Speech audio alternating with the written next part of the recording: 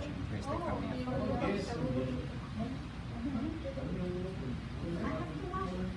See, you have one. Gracias.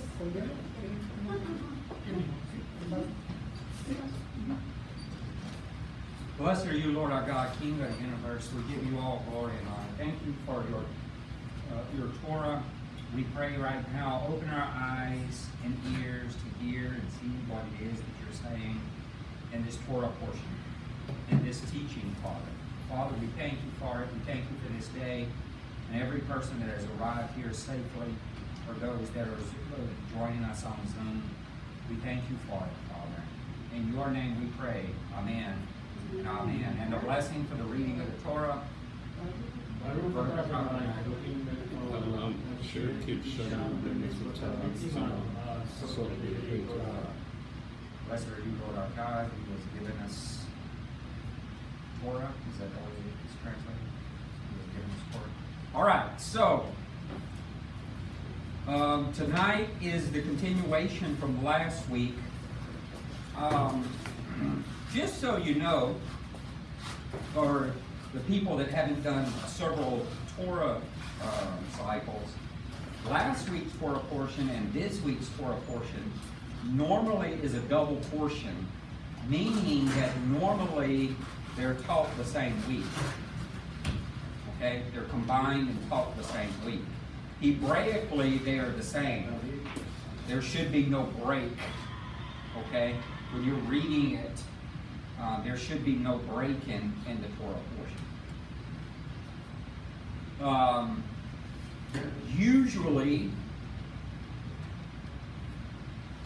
such as last year, we had 3 Torah portions that were double in Leviticus, or Vayikra.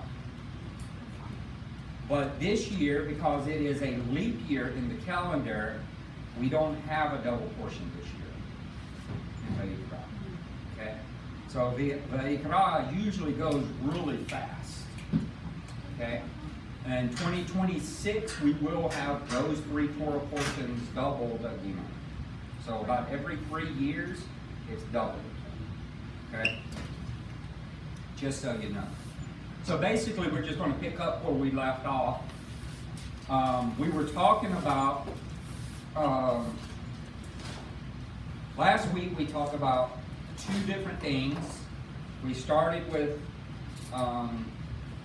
the leopard, or what is that called in Hebrew? Look at your notes. Yes, what is it called in Hebrew? Metzora. Yes. Okay? In fact, go ahead and dig your notes out. Today you're being tested. Yes. I want to know what you're retaining. We're throwing so much stuff at you.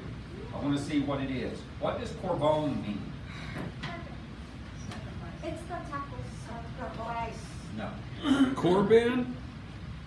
Okay, thank you. Yeah, korban. Corban? Okay, so it is translated that, but what does it mean?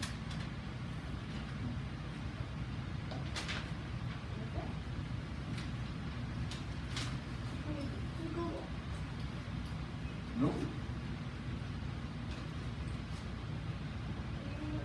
What does it mean? Okay, special present, sacrifice, obligation. Okay, That's why I have, that's what you pulled down here. okay. That's what it means too. You're not wrong. Am I wrong? I said you're not wrong. Or do I get an 8? For one question, yes. Okay, for one question. It's built with pride.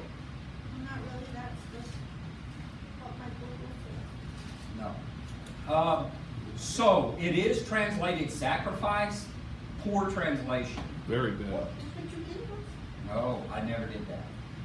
No, that's what the English translations do it as. What it actually means is an offering. Okay. Okay? What the word means is to draw close. To draw close.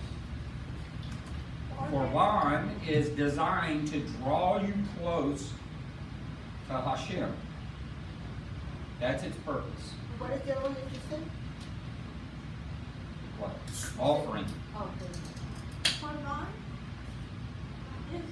It should be translated offering, Okay. okay? But you'll see it translated as sacrifice.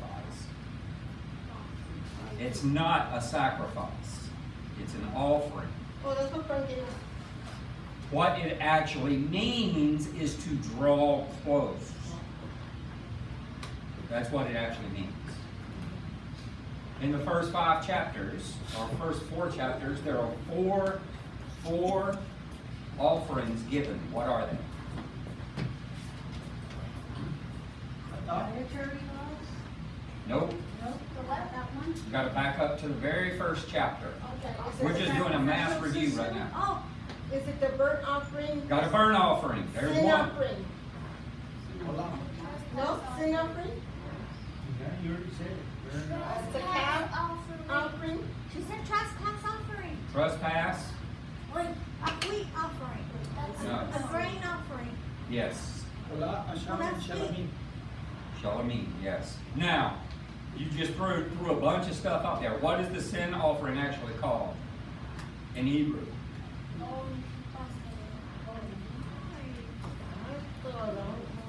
Man, I just cleaned out my notebook to put my feet. ain't my fault. Mommy, it even happened. I will tell you like I tell my students at school. Your notes are your responsibility. You should bring them with you all the time. I erased my Hush. What is it? What is what? What is the sin offering? What is it? What is it called in Hebrew? Um, All this stuff, guys, is important. Huh? Kata. It's a kata. What is it actually? a sin offering? No. Yes, what is a sin offering? What is it actually?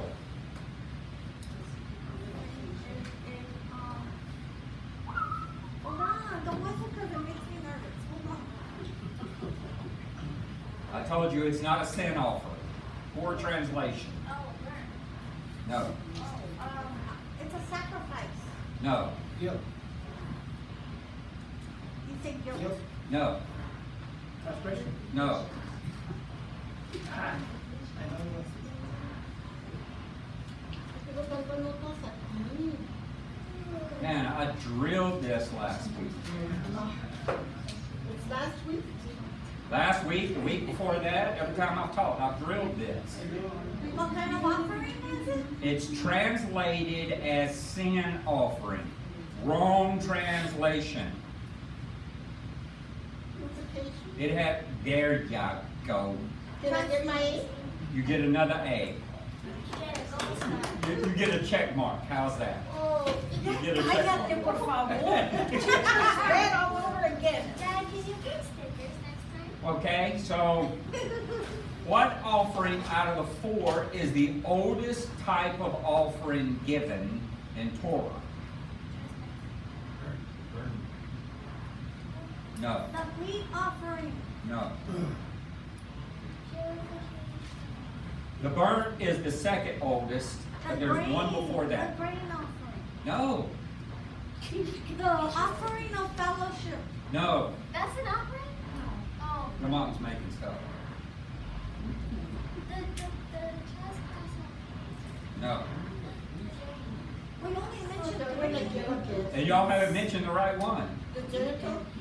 The peace offering. The peace offering. The peace offering is the oldest one. Yes, put it on the board. The peace offering. The peace offering is the oldest offering.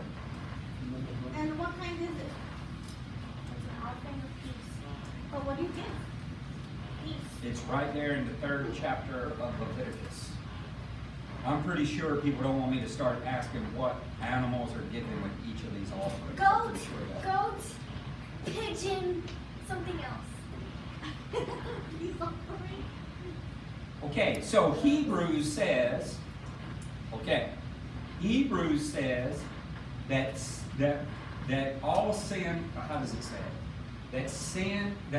That sin requires blood. Is that true? No. requires blood? Yeah.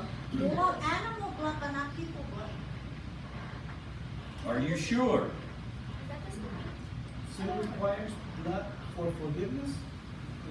Hebrews says that sin requires the shedding of blood. The forgiveness of sin requires the shedding of blood. Okay, That's what it says. yeah. Is that true? Not No. according to last week. Why? Come on. Because Come on. Because he said that, well, what I heard, that I recall, sin was, sacrifices were made to not repent. One, Yes. right? Yes. And then the other ones were actually not covering, but they were removing. Okay, atonement actually is forgiveness. That's one thing that people don't realize. Atonement is forgiveness. Okay? I was always taught that atonement meant that it was covered, but it wasn't washed away or forgiven. That's not true. Atonement is the forgiveness. Is for forgiveness? It is forgiveness. It is forgiveness.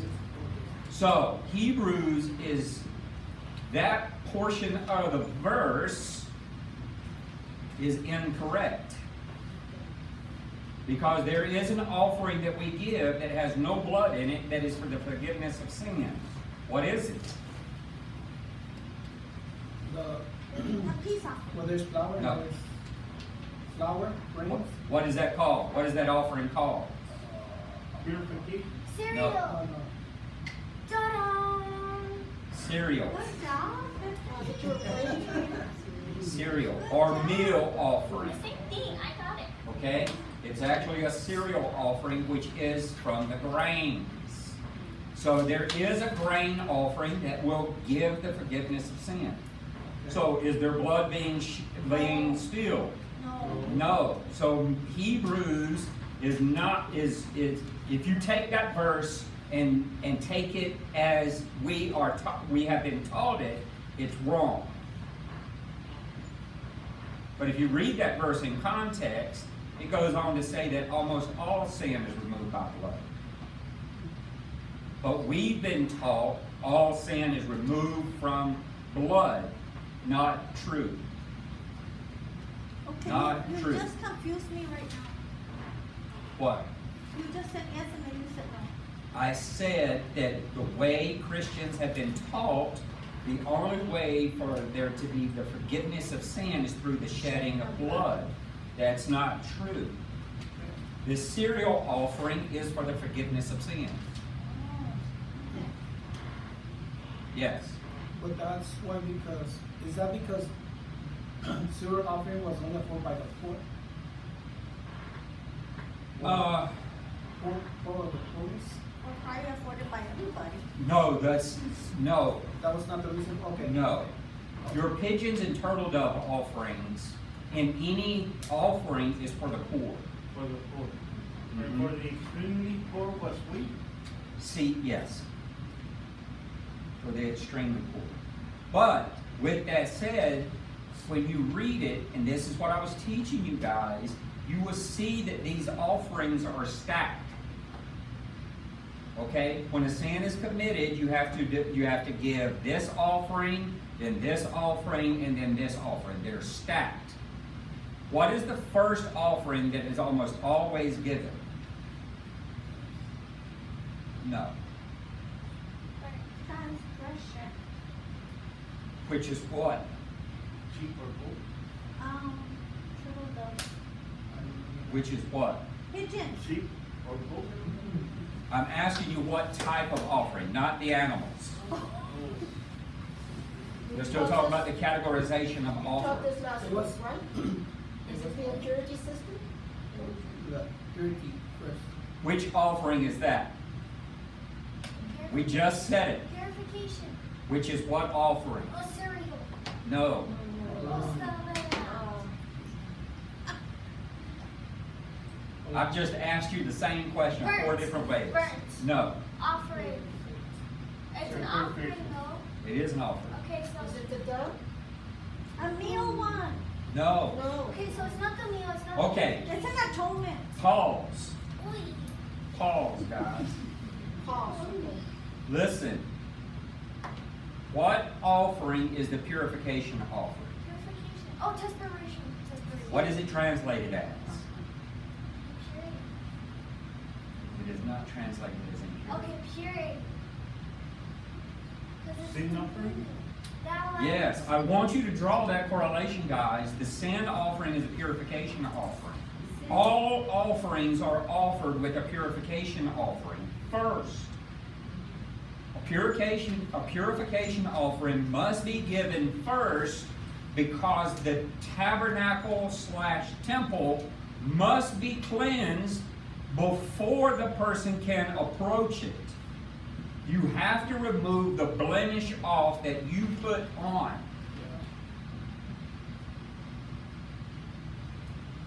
So explain it better.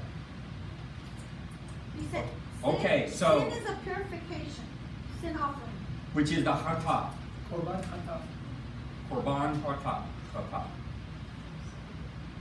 That's chapter 4. And then, So, I will explain it again for you guys. The sin of Israel pollutes the temple/tabernacle. That pollution must be removed. The hatah offering removes that pollution or impurity. Before you can approach the temple, you have to offer a purification offering, removing the blemish/sin/dust/impurity. All of those are the same thing that you've caused on the tabernacle/temple. Then and only then can you offer one of the 3 offerings to get your sin removed.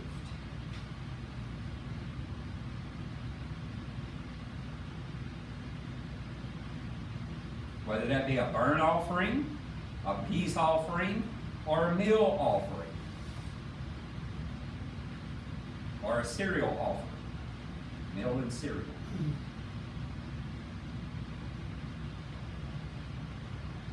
beef, burnt cereal, and what else? Sin is called purification. Okay, so after that, it's a sacrifice depending on the sin you committed? Or, No, all sin pure. Okay. And in fact, this week's Torah portion is dealing with exactly what you're talking about. When we look at impurities, there are different levels of impurities. Okay? And when we look at the Torah portion, what we have is, why is the impurities being talked about? What is the last narrative story that we've been told? And then all of a sudden we get into all of this commandment about impurities.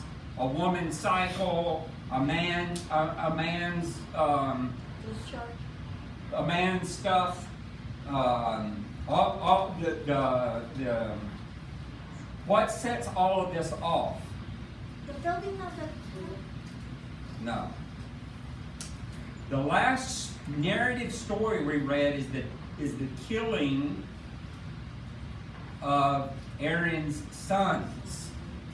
So when they drop dead in the tabernacle is now impure.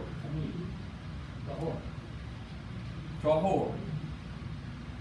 Okay? So now what we have is immediately following that, chapters 11, 12, 13, 14, and 15 is all talking about the things that cause the tabernacle to become impure. We resume the story of Aaron's sons dying next week. So we have Aaron's sons that die, and then all of a sudden we got all this impurity stuff, and then the story resumes.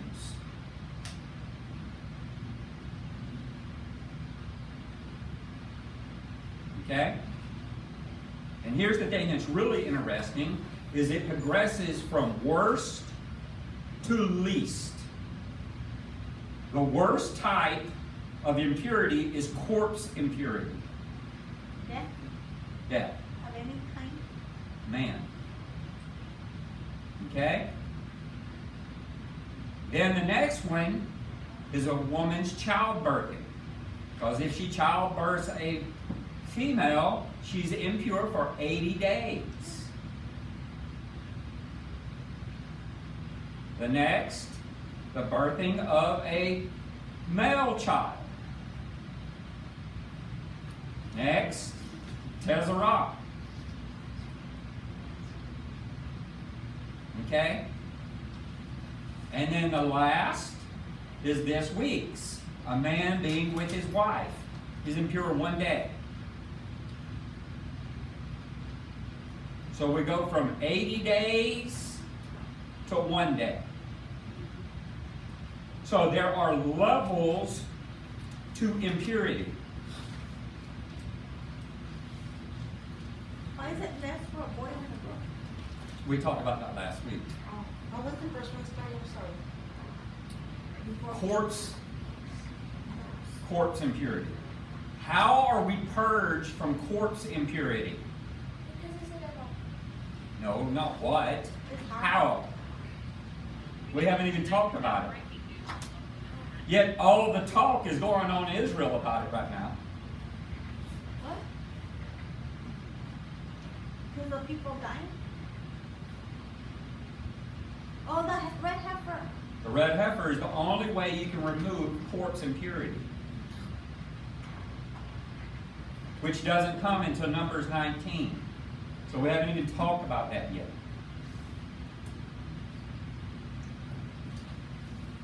Okay, here's an interesting one. The Pesach offering. What type of offering is that? Goat. No, The lamb. no. I'm not talking about the animal. It's the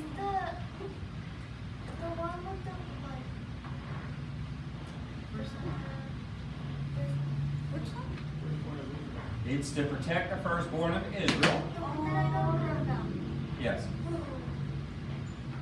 The lampstand? The lamp, the house? No, yes. Well, what type of offering is that? Oh, I have searched for this answer for years, and I only got it this week. sin, It is not a sin offering. trespass. Firstborn offering. No. No, a trespass offering, Okay, well then no trespassing. no. It's actually a Thanksgiving offering. Oh, what in the world? Why Thanksgiving? Todah. Why Thanksgiving? Because you're thankful that the firstborn was alive? Todah. This is not in our Torah portion, but I'm giving it to you because we're coming up on Pesach. Todah? Todah? Todah. It is a Thanksgiving offering. Todah is T-O-D-A-H. Todah. Thanksgiving. Categorically, that's what it is. Okay? Now, here's the thing that's interesting. Okay? And I'm only talking about this because we're going into Pesach. Okay? So, this is first done in Egypt. Israel doesn't do it again for 40 years until they get into the land. There's a 40-year gap between the first one and the second one.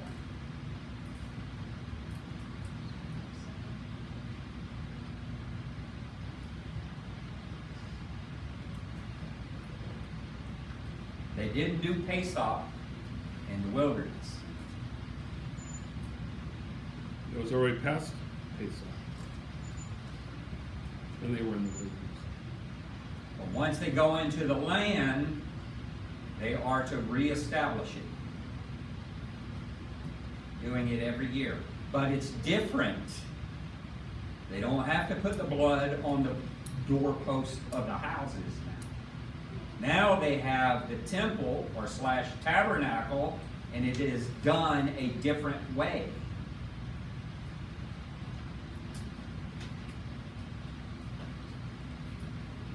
Okay?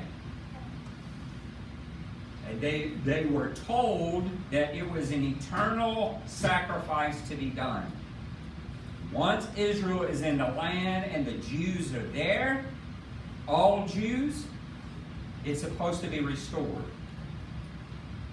It's when, like, now when all the Jews start getting together. But that all Jews are not there, so they can't offer it. So when you hear on the news they're doing the Passover offering, no, they're not.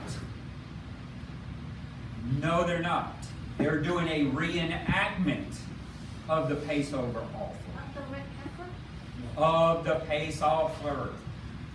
Passover. I didn't say anything about the red heifer.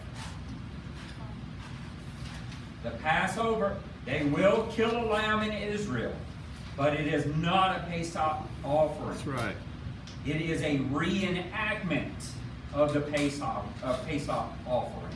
So if you hear it on the news, they're killing the Passover lamb. No, Wrong. they're not. They're doing a reenactment. They're trying to learn how to do it. They've done it for the last few years, and every year they have to get a license from the government to do it. Really?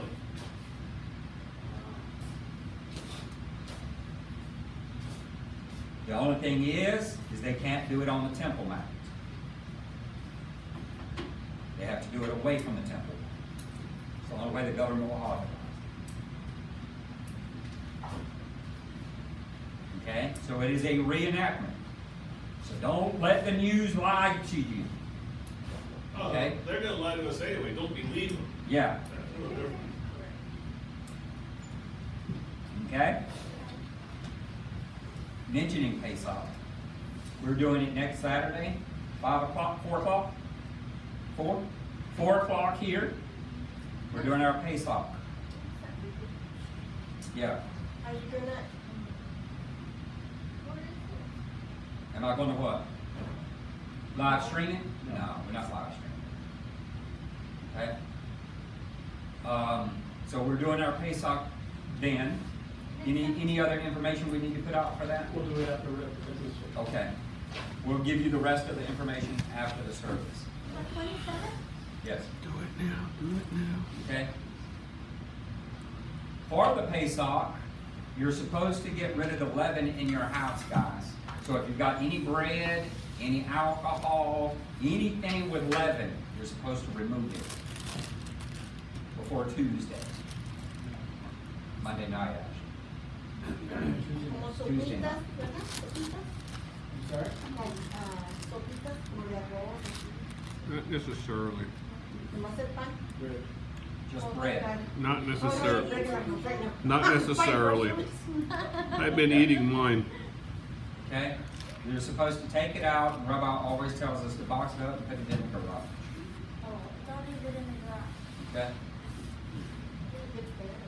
So, or get rid of it. You got between now and then to eat it all. Oh, I've been eating it for the last 3 weeks. Okay? So, and there is a reason for that, because we are commanded to remove the leaven from our house. Okay? That is a biblical command. That is not a rabbinic thing. That is a biblical command. Okay?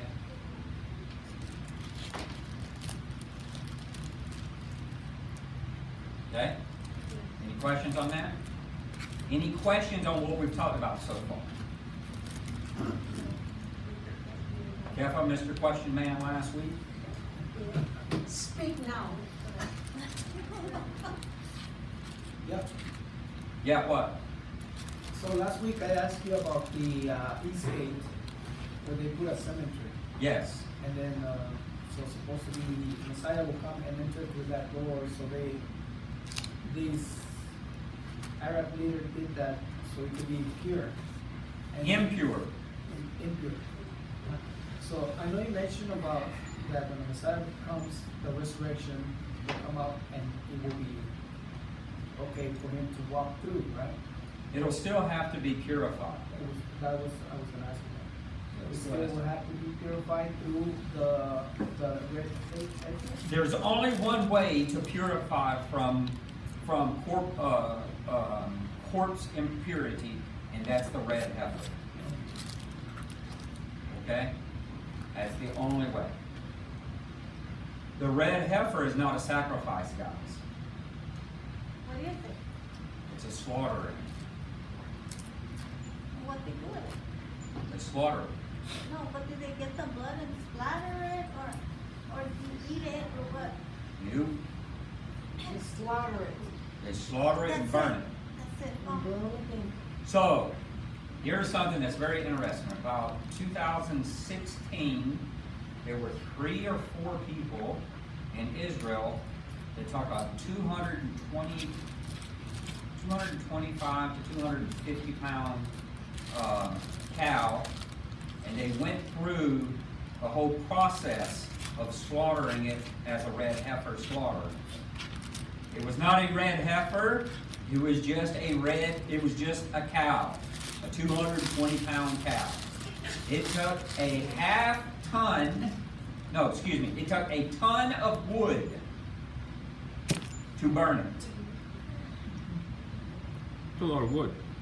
Took a ton of wood, literally a ton, for one cow, and it took it 9 days to burn to complete ash. You kidding me? Wow. 225 pound or 250 pound cow. That's a 3-month-old animal. Wait. Once it was completely consumed, it rendered 12 pounds of ash. So did they have it like on a metal whatever containment of some sort? So the way the red heifer has to be killed, you have to dig a pit. And you have to line that pit as a pyre, which is a wood. You have to line wood around it. And when you slaughter the animal, a pyre. When you slaughter the animal, it has to fall over onto the pyre. You can't drag it. The way it falls is the way you're supposed to burn it. Okay? That's kind of along the ways of it's not, nobody ever rode on it, nobody has got, Yeah, Yeah. all of that. Interesting. And so when they Huh. actually burned this cow, it took them 9 days to consume it. It took another 3.5 days or 3 days for the ash to become cool enough that they could handle it. It cooled down. So you're hearing in the news that they're going to sacrifice it before Pesach. You can't kill it on Pesach. It would invalidate it. You would have had to start it at the new moon. Yes. Interesting. so it's smothered for a full 3 days. Yes. Yes. Now here's the thing that's And crazy. you can't cool it down with water or nothing. No. You'll destroy the ash or scatter the ash. And that's why you put it in a pit and you actually build a hut around it so that the wind won't blow the ash away. You want the ash. Yes. This has Sounds been done familiar. before, like back in the day? They have like According to Jewish tradition, 9 red heifers have been killed. This is the 10th one that will be killed. And the main one, number 10? Well, I mean, there's a lot that ties into it. There's a lot of theology that ties into it. Yes. So now you have 12 pounds of ash on a 250 pound animal. Whoever controls that will sadly probably offer some of that to the highest bidder. No. They shouldn't. But I No. bet you it happens. Here's what they're supposed to do. Once they gather the ash, they are to mix it with a certain spring of water, which we've located the spring. It's supposed to be mixed and it's supposed to be kept outside of Jerusalem. It can't even be taken to the temple. Really. Okay? And then it is the only thing, you take a hyssop and you put a dab, 1 drop of water on a person will purify them. 1 drop. They said that they estimated how many people could be purified with the killing of 1 heifer, 100 or 225 pound, 250 pound cow. Over 3 billion people. So basically the world could be purified with 1 sacrifice. which is or one killing. It's not a sacrifice. That's interesting. What's more interesting is that they found a Cohen that's qualified. And he's only 15 years old. To do it? He's my age? Yes. So, very interesting.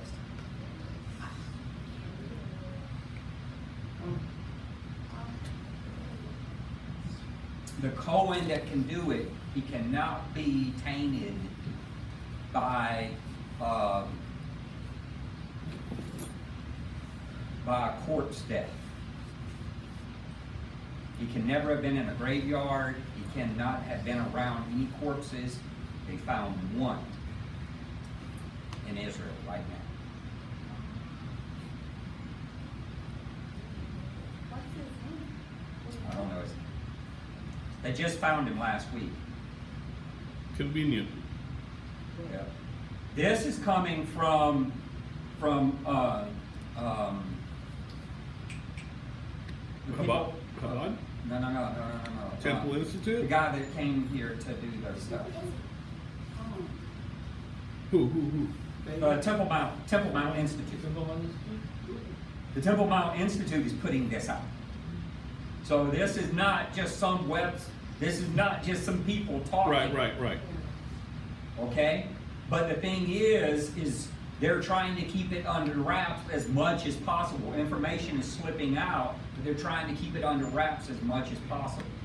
Because of actually what the Talmud teaches is that the more that people know, the more that the enemies will come against Israel. Okay. Now, so you can't sell it, but how about somebody decides to steal it? They've got two of them. To what? Containers? No, they've got two red heifers. And they both came from Texas. And that's what I heard. But I'm referring to the ash once they have it. You know what I'm saying? Yeah. Somebody can always come and try to steal it because they think it's going to do That's why whatever. the people who did the test that I just told you about, Yes. it was only 4 people that knew about it. So when they do it, it's not going to be publicized. They're just going to do it. And they've handpicked the people that will know. So it's a small circle of people.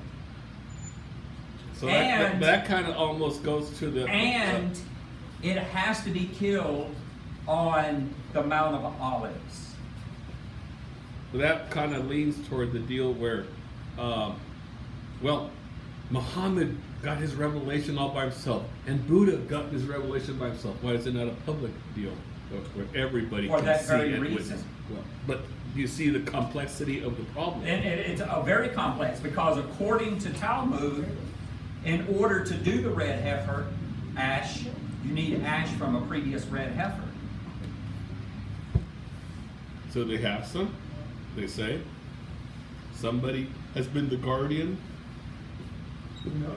Yeah, Who knows? no, exactly. Who knows? I mean, I get it. So when It's you just start another going down mystery. this road, a lot of questions start coming to the surface. Again? Okay, that we don't know the answers to. But I'm bringing this up because everybody's talking about it like it's going to happen next week. It's not happening next week. We only get red heifers about once every 1,000 years. We have to wait another 1,000 years? That's why they're very protective over these 2 cows and this little boy. So you think it's gonna happen like so? It's not going to happen like today, tomorrow. It's not going to happen that fast. Because yet they're still studying on how to do it properly. Because if it's not done properly, God won't bless it. And so it won't do what it's designed to do. Okay? Hence the reason, now if you think about it, if an animal that size can purify that many people, you don't have to slaughter a bunch of them.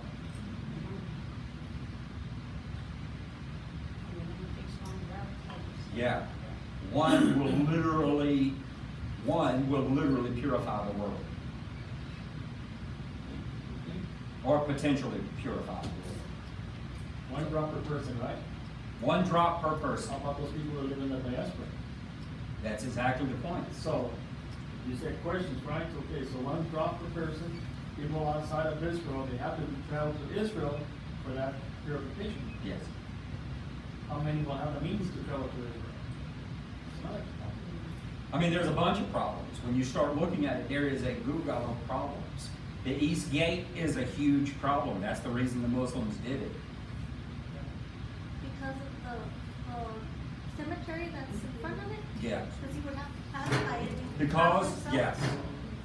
Whether y'all realize it or not, the Muslims believe in a Messiah. Yeah, they believe in a Messiah. And they know the Jewish concept of Messiah.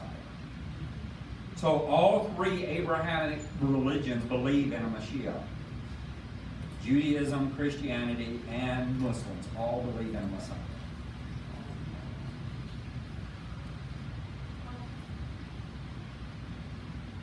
It's just that each has a different concept. But that will be when Yeshua shows up. That will be the real great heifer. See, to me, this brings a question, because Rabbi and I was talking about it, and Rabbi's under the belief that the Messiah has to do it, right? Okay? So that's Rabbi's belief. I can't sit here and say yes and no, but here's my question. Why does he have to be preceded by a prophet?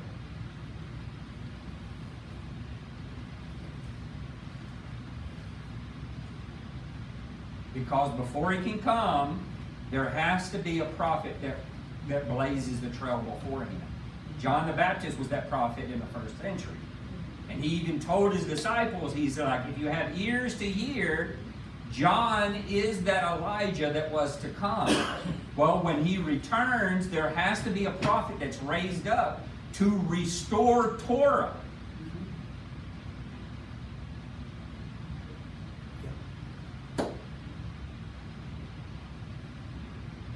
Yeah, well, I was asking Rita, I was asking about Yeshua. That would be the real red heifer because. But even when Yeshua returns, there has to be a prophet that precedes him. Yeah.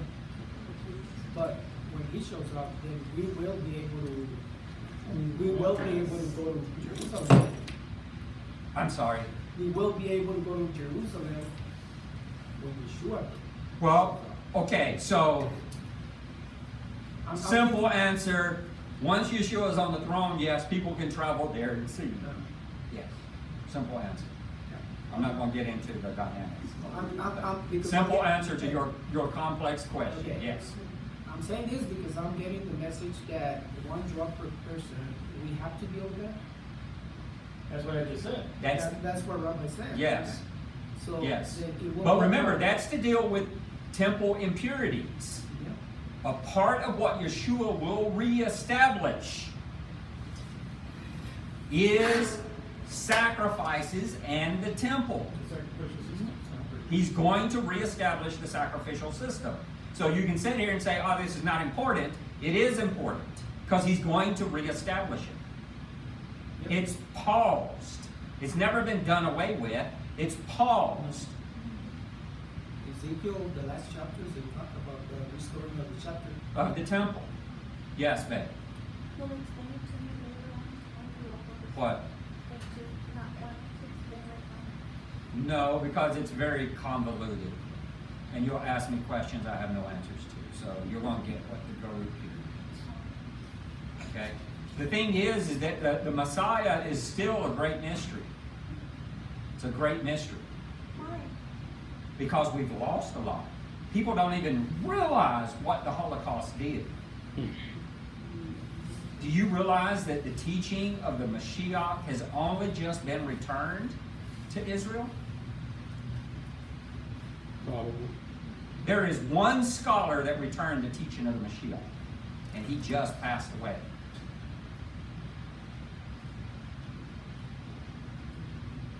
Mashiach as a person, is that what he brought back? Yeah. But even what he brought back, Jews are conflicted over what he teaches. So, because it's speculatory, the Mashiach is speculation. We don't have enough detail about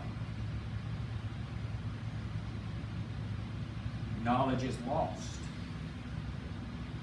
I was telling Rabbi this, I heard this, and I went back to try to verify where I found this, and I have been unable to find it. But I read somewhere that the Holocaust almost wiped out Kabbalah teachings. That there was only two rabbis that survived that came through the Holocaust that was able to teach Kabbalah. It was almost wiped out. Explain to them what is Kabbalah. Kabbalah is the mystic side of Judaism. It's the spiritual aspect. That's what it is. It's legit. Can you explain it? What does it mean, Kabbalah? Kabbalah means revealed. Who? Amen. Who did it reveal? The first word is Kala, a bride. Yes. Going to reveal the bride. So who makes the bride? We do. That's why a Jewish wedding is a picture of redemption of the future. That's why the bride circulates the groom 7 times for the 7 blessings. All this is, There's a lot to it, guys. I mean, this is, Yep. So, when I'm sitting here giving you definitions and giving you information, it's not just to do a teaching. If you don't understand this, and you make it into the millennial reign with the Messiah, he's going to be doing stuff, and you're going to be like, what is he doing? No, we're going to be doing that regardless, no matter what happens. But at least we have some comprehension of something. Because the Messiah will bring his own Torah. He will reveal Torah again. But if you have no concept of any Torah, it's going to be even harder. Not everybody's going to live in Jerusalem with the Mashiach. Can I have a Puerto Mayor? There will be people that live outside. Just like it is today, the world will be populated. Just like it is today. The only difference is you're going to have a one world ruler. Are we going to do sacrifices here too? No, sacrifices has to be done in that's Israel. So like in Bible times when they would come all the way to Israel? Three that's times what- a year. That's what we have to do too? 3 times a year. We have to fly over there? It's only the men. It's only the men. Only the men get to go? You can Only the come- men are required to go. So what about the women? You Can't can come. we can't see them this year? You can't go to the temple. Well, we can't see him? Oh, you're going to be everywhere. You're going to see him. I guarantee you, you're going to see him. What do you mean? We cannot go into the temple because we're men, but we can be outside in a certain area. But how can we see him? Well, How do you see? On TV? He's going to be everywhere, Well, Laura. we're still gonna have TV. you'll see him everywhere. You'll be everywhere. Remember? Which, Laura? We There don't know. won't, there won't be time or space. Yes. It's like if you were there. The age of the Mashiach is taught to be a return to the garden. We're gonna be in the garden? The world is supposed to be the garden. These are big, heavy concepts, guys. These are big, heavy concepts. There is a Christian concept which has been accepted by the Jewish community, that all of Israel is supposed to be a temple.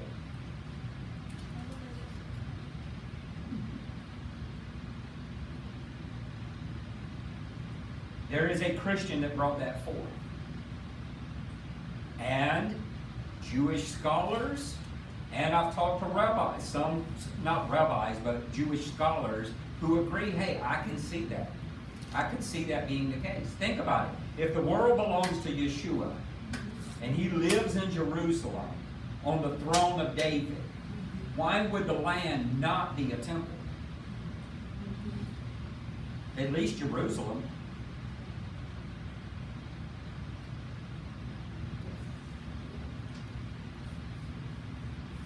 So, in that case, Revelation tells us that in that millennial age, that the world will go to Jerusalem to offer sacrifices. Revelation teaches that. Now, how is that even possible?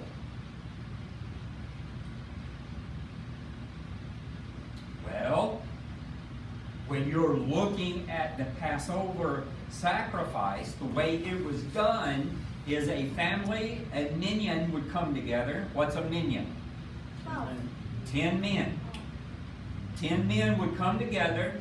There would be one that would be designated, and that one would go to the temple for the 10. Because if there are 660,000 men, how could 660,000 men be in the tabernacle? It's impossible. All-time experience. They would have to go back and. So you would have a minion of 10 that would come together, and then one would represent those 10 families, and he would take the lamb and he would represent those 10 families. And he would go through the whole process. And then he would come back, and here's the thing. He would bring the meat of the lamb back, and they would all eat it. The Passover lamb is to be eaten in the land, not the diaspora. And it has to be before midnight. And it has to be before midnight. Can we send you to represent the 10 families? No, this is in the millennial reign. Oh. Okay? And this is the way it was practiced in the land of Israel. All of this stuff is important, guys. So you sit there and say, all you want. It's coming back. It's coming back.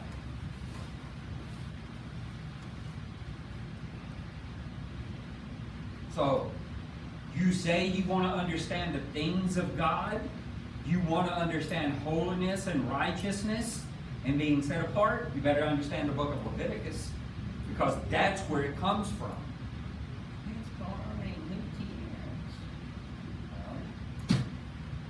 Then you don't want to understand holiness and righteousness and separatedness and all of that.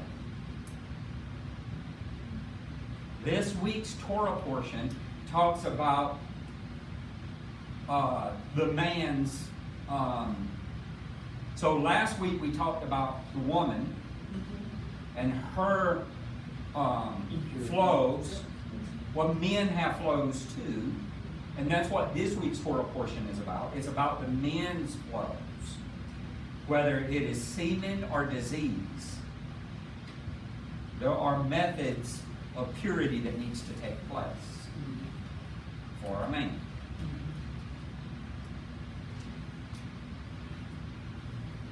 Okay? And Laura, you wasn't here last week. You skipped out. So we talked about the seed and how in Genesis 1 it says that Eve, that there is a seed that will come from Eve, and that many thinks that that seed is Jesus or Yeshua, but that's not true. In the Hebrew, seed is always in the singular. It's never pluralized. There's no such thing in Hebrew as seeds. It's always seed. What does that mean? So what does seed mean? In the ancient mind, it just meant offspring.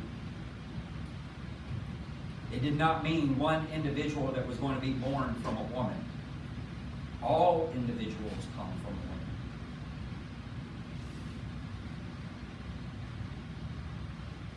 So all individuals are enemy of the seed of the serpent.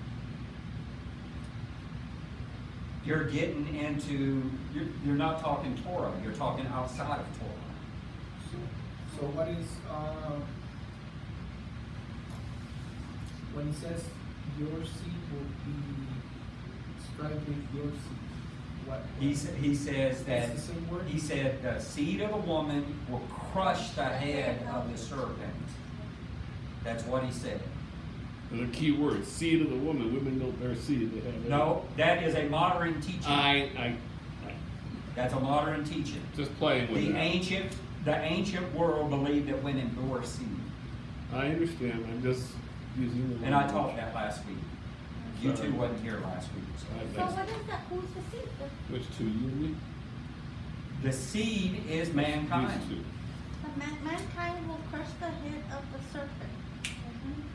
That's it. When you think about it, it's not putting the power in one person. It's putting the power in mankind. Mankind is to crush the serpents. Mankind is a man, male? Mankind. Kind. Humanity. Humanity. Okay, got it. Thank you, Dad. Right word. Humanity. Okay? Got it. Also, in this week's Torah portion, it talks about a man and his bed being defiled and his chair being defiled. Okay? If he sits in a chair, someone comes and sits behind him, that person's defiled. You're absolutely right in what you brought up. The rabbis teach degrees of defilement or uncleanness. Second, third, fourth, fifth degree. It all delineates and becomes weaker and weaker and weaker, just like you said. There's a lot to it, not going into it, just confirming what you said. Okay? The rabbis do teach that. Does Torah teach that? No, the rabbis teach that. Okay? Now, with that said, if you actually go into the ancient world, they talked about the table of the man and the cup of the man being defiled. Torah doesn't teach that. Why? Because the table and the cup was used for divination. Say that again, sorry. What? Before the divination? The table Uh-huh. and the cup of a man was used for divination. Okay. God cuts all of that out and he never mentions the table and the cup.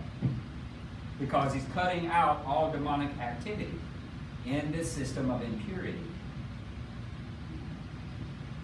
His impurity is on his bed and his chair. That's it. Fine. And his clothes.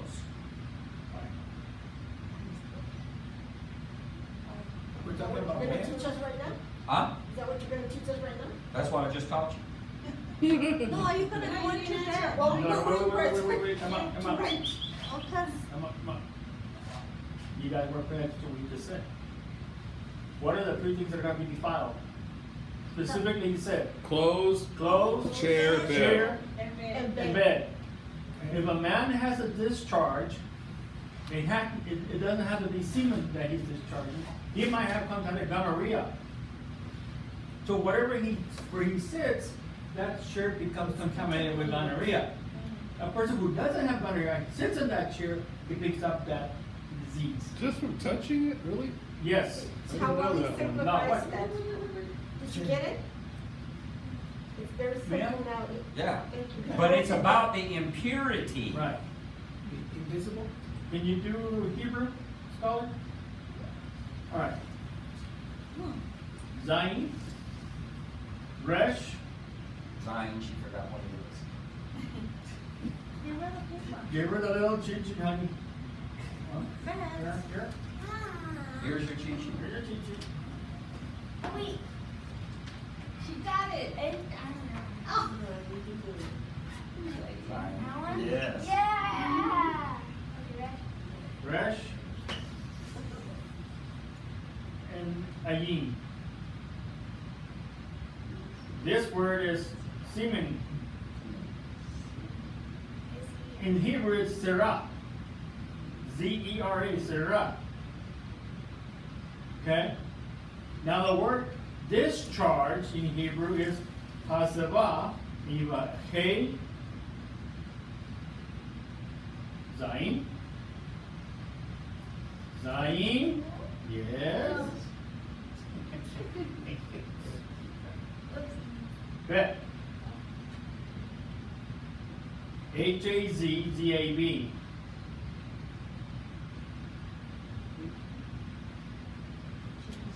H-A-Z-Z-A-B, and that is of him who has a discharge. Any type. Any type of discharge. Now, this, go ahead, Rabbi. This goes back to what we were talking about last week. We don't have the people who were here, so we can talk a little bit more freely. Okay? This is the reason the intercourse between a male and female in Torah, it's driven by the female. Because only she can dictate her blood.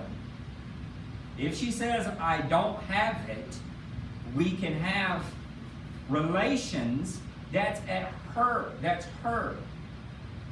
She controls that. A man, a husband, has no right to inspect his wife for this. This here is the same way. If a man has a discharge, his wife can't inspect him.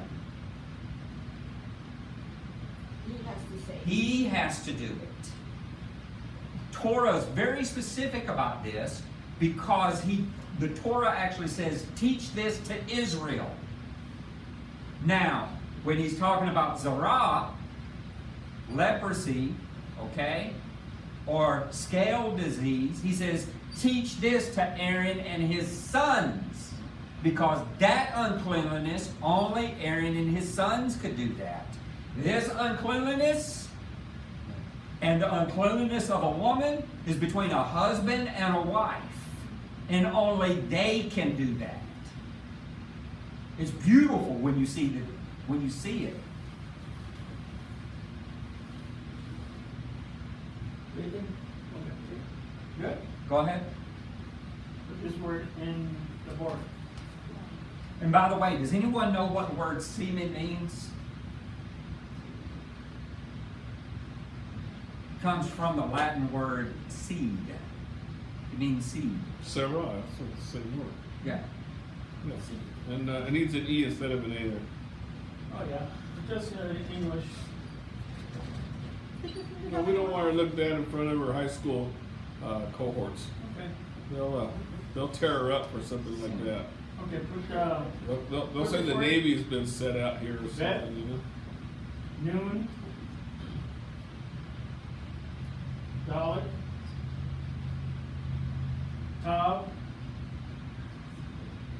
Hey.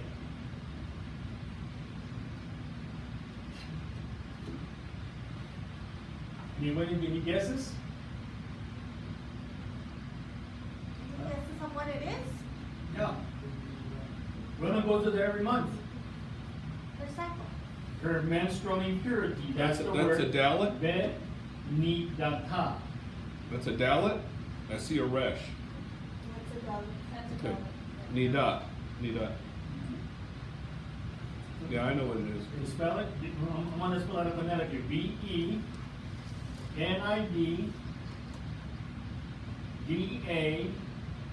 B-E-N-I-D-D-A-T-A-H. So Nada, this is Ben Nada. Nada, if you remove this, is the woman's monthly. Or menstrual. So, this is what Scottie was saying last week. And this is what the Torah says, that when a woman is in her menstrual cycle, no man is supposed to touch her. That's what Torah says. Yeah. Okay? So, if the man is defiled, I said what, gonorrhea, right? And he touches his wife, it's just as his wife was in Nida. She's impure. Say that again. Say it again. If a man is defiled and he touches his wife, it says that she's in Nada. Meaning he can't be with her. Yes. So now when we're talking on this, like this example, we're talking about something invisible that makes the other person impure. Because obviously it's not a physical thing just by touching, transferring to another person. So we're talking about like something spiritual that makes him seem like what like seeing that is dust. Yes. So yes. I'm totally confused. That's because you wasn't here last week. This is a continuation of last week. This is a continuation of last week. I don't want to say the word, but maybe should I say the word like energy transferred to another person? No. No. It's a No, different thing. it's a whole different thing. We're dealing, okay, so what is the book of Leviticus dealing with? Or Vayikra? No, it's not. Huh? Purification. No. Purification. Of what? Temple and man. Of the tabernacle. In this case, it's the tabernacle. Later, it'll be the temple. So what it's showing us is the sacred and the common or the profane. And how do these two interact? Okay? The sacred is not to be interfered with by the common and profane. But the common and profane things, okay, do affect the sacred. Okay? Remember, the sacrificial system is not dealing with sin. It's dealing with impurities. That's what it's dealing with. Its primary function is to deal with impurities. It kind of sounds like the tree of good and evil. Yeah, it is. The tabernacle is seen as the garden Okay. of Eden. In fact, that's what the menorah is. It's a tree, specifically an almond tree. So is the behavior of the people the tree of good and evil, and the tabernacle is the garden? So remember, what is God really trying to do? Bring us back to the Garden of Eden. Essentially, yes. He's trying to bring us back to the garden. He's trying to take us back to our highest pinnacle of creation. But there's a problem. We have too many baggage with us, and we don't want to let go of that baggage. Yeah. What baggage? Our flesh- Well, that, you know what? That's a perfect example right there. Okay. No, I mean, not that I don't have any baggage, but what the baggage are you But talking see, about? that's exactly where people misunderstand what the Our mouths are instructions part or of the Torah. problem, Oh, trust wait, me. Dan. This is Sorry. exactly what the Torah is Yeah, we talking know. about. In the Christian church, we've been told it's law. It's not law. It's instruction. And God is, it's just like when you become a husband and wife and you're getting to know each other. I don't like beans. Never serve me beans. Okay. I Thank don't you. like pancakes. I don't like pancakes. Don't give me pancakes. I don't like. I don't want birthday cake. I want a birthday pie. No, Daniel, but this is what Scottie saying. And he is a marriage.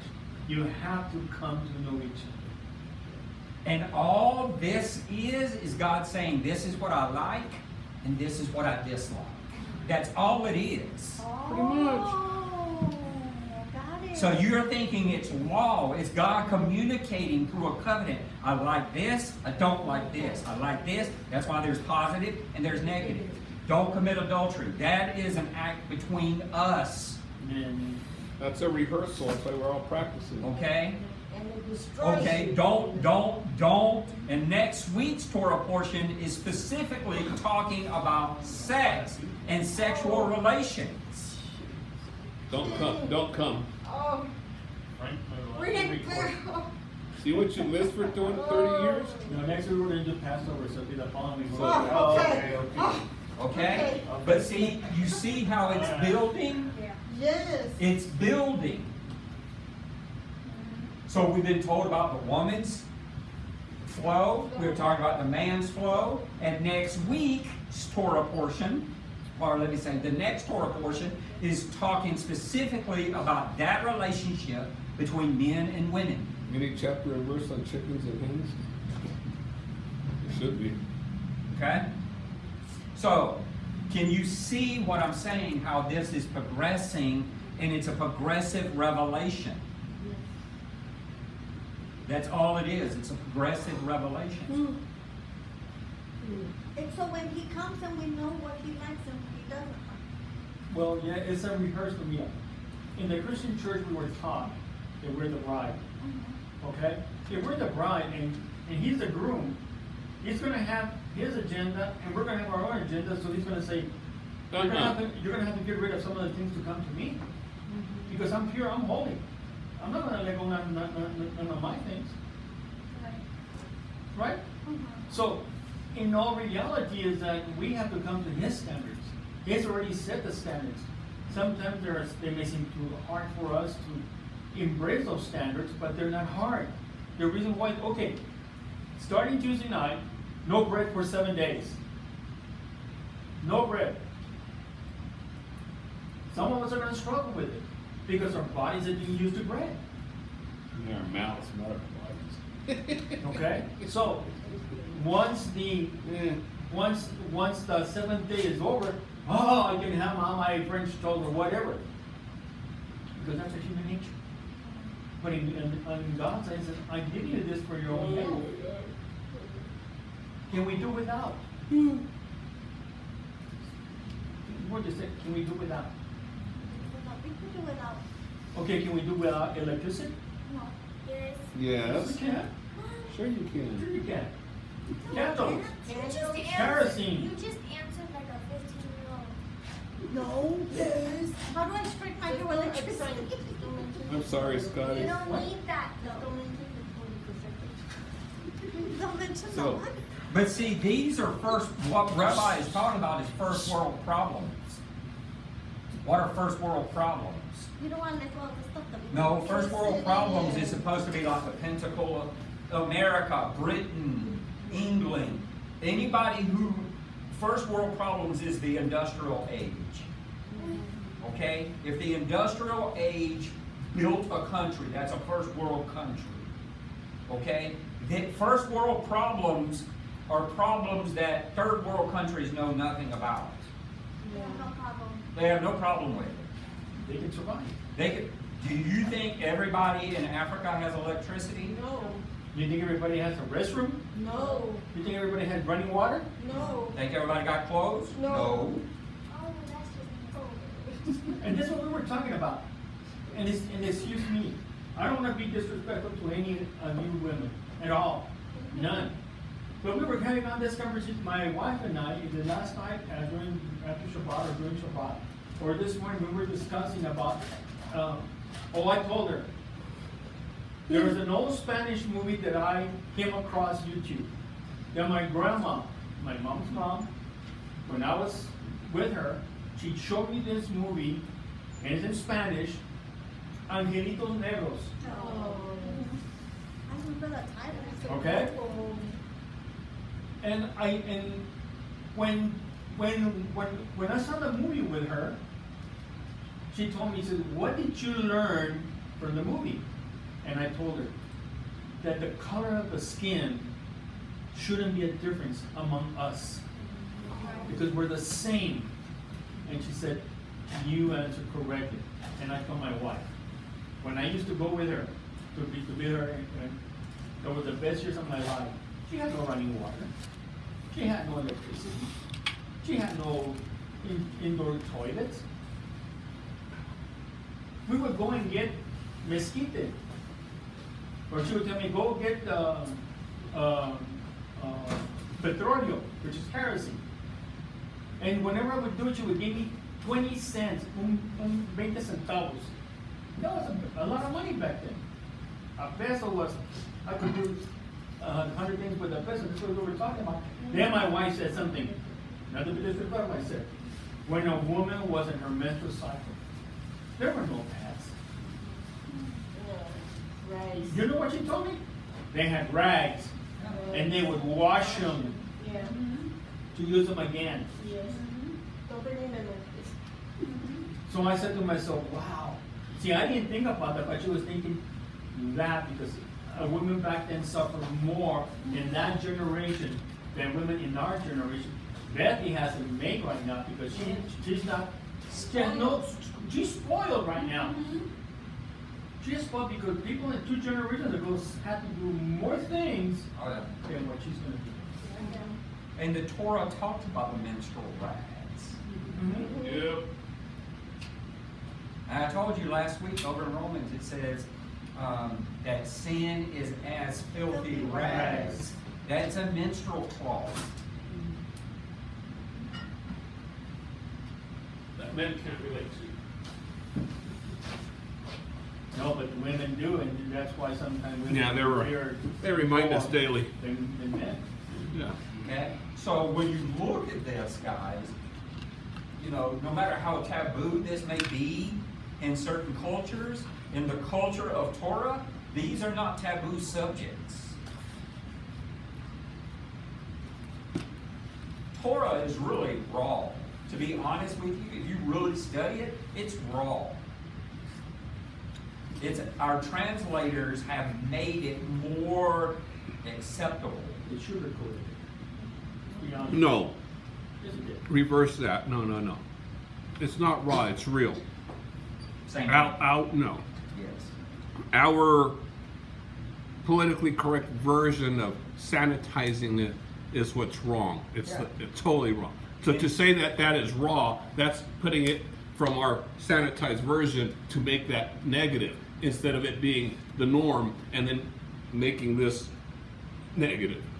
I don't disagree with you. You know what I'm saying? Yeah. Yeah, you gotta reverse that whole thing. Okay? Yes. Okay. Kefla's got a question. So let me read. You want a break? Go ahead. Kefla's just asking questions. We're gonna pause. It's a general one. I don't No, know. it's not. I'm gonna wait. Jeff will ask questions for the rest of his life. Give me a break, man. That's good. We're just going